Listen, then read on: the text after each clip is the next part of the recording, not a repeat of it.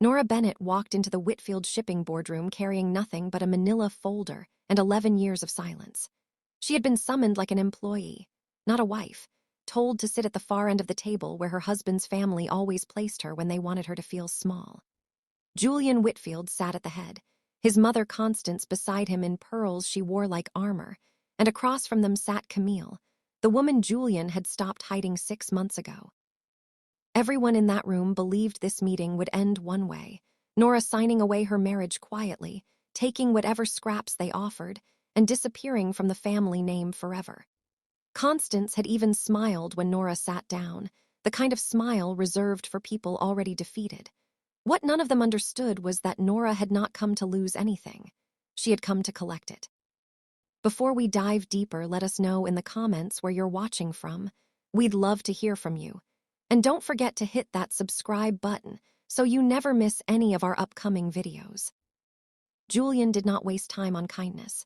He told Nora the marriage was over, that the paperwork was already drafted, and that the sooner she signed, the sooner everyone could move forward.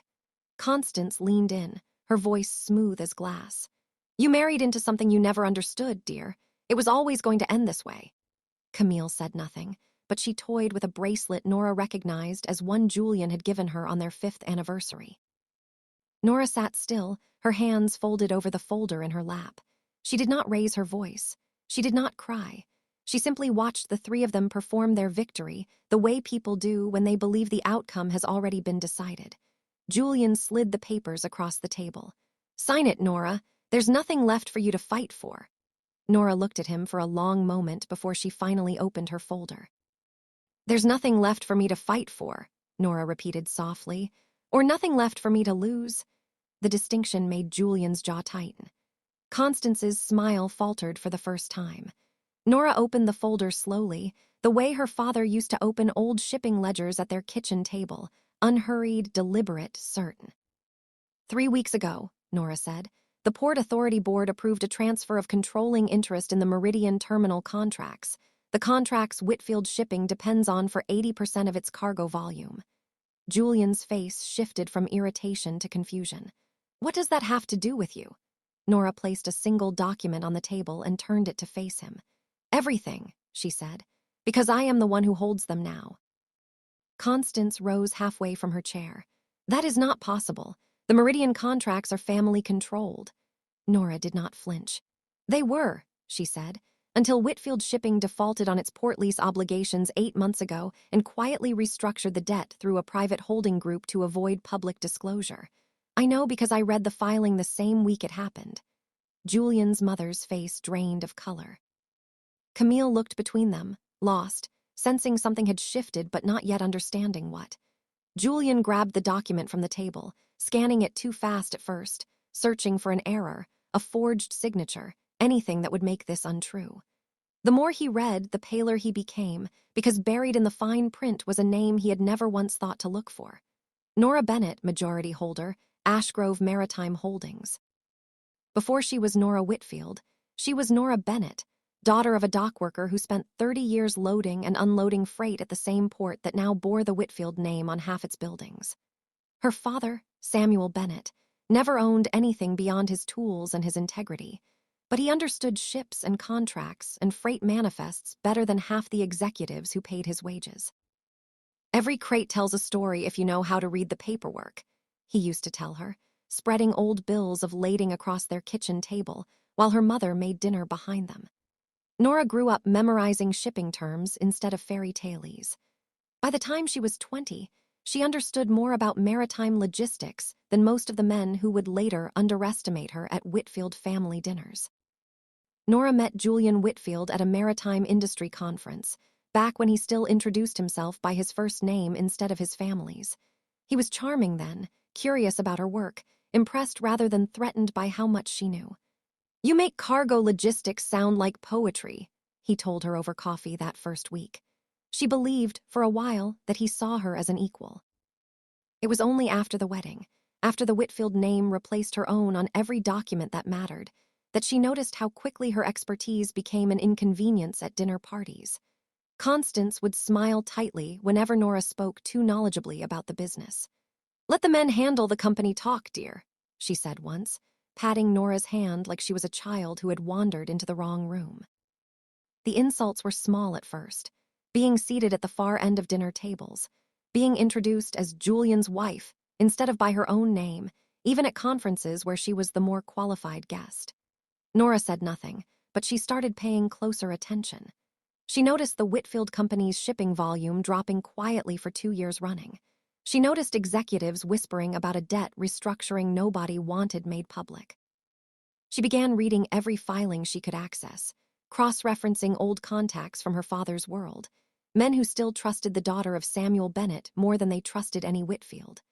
When the Meridian Terminal contracts came up for private refinancing, Nora did not warn her husband. She quietly assembled the capital, through Ashgrove Maritime Holdings, a company she had built under a mentor's name specifically so no one would think to look for her. "Built this behind my back," Julian said, his voice shaking somewhere between fury and disbelief. "I built this because you never once asked what I did with my education," Nora replied evenly. "You assumed a woman who understood shipping contracts was decorative knowledge, not a career." Constance's hands trembled around the pearls at her throat. "This is fraud," she said. "No," Nora said. "This is diligence. Every filing is public record. I simply read what your family hoped no one would." Camille finally spoke, her voice thin. "What does this mean for the company?" Nora turned to her without malice. "It means Whitfield Shipping cannot move a single container through Meridian Terminal without my approval, effective this morning." The room fell silent except for the low hum of the building around them. By that afternoon, word had reached the Whitfield Board of Directors that Meridian Terminal's controlling contracts belonged to a company few of them recognized, and that its majority holder was Julian's own wife. Executives who had spent years dismissing Nora at company functions now scrambled to remember her first name correctly. Constance tried to arrange an emergency call with the board, but the calls went unanswered. Camille packed a bag that evening, quietly, without a word to Julian, sensing the ground shifting beneath a relationship built on borrowed comfort. Julian sat alone in his office long after everyone left, staring at the harbor lights through his window, the same harbor his family had built their name on, now controlled by the one person they had never bothered to see clearly. The following Monday, Nora walked into the Meridian Terminal offices not as anyone's wife, but as the majority stakeholder the entire operation now answered to. She met with dockworkers before she met with executives, many of whom remembered her father by name. She reinstated safety protocols the Whitfield family had quietly cut to save costs. She renegotiated fair contracts with the very workers who had once loaded freight beside her father for 30 years. Word spread quickly through the port community. Samuel Bennett's daughter was back, and this time no one could underestimate what she carried in her hands. Nora did not seek revenge against every person who had dismissed her. She simply built something steadier than the empire that had once tried to erase her name. Weeks later, Julian appeared at the modest home Nora had moved into with their daughter, Wren. He stood at the gate for a long moment before knocking, rehearsing words that no longer felt like they belonged to him. When Nora opened the door, Wren peeked out from behind her legs, curious rather than afraid. "I need to say something," Julian said quietly. "I built my whole life around being right, and I was never once curious about who you actually were." Nora studied him for a long moment. "I loved who I thought you could be," she said. "That was never a lie, but I stopped waiting for you to become him."